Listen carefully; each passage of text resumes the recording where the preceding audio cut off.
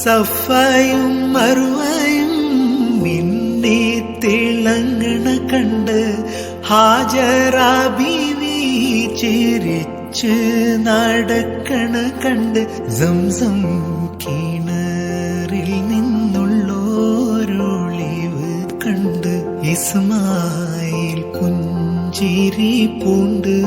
മയങ്ങണ കണ്ട് ജന്നാത്തുൽ ഫിർദൗസിൽ ചേരാൻ എനിക്ക് മോഹം,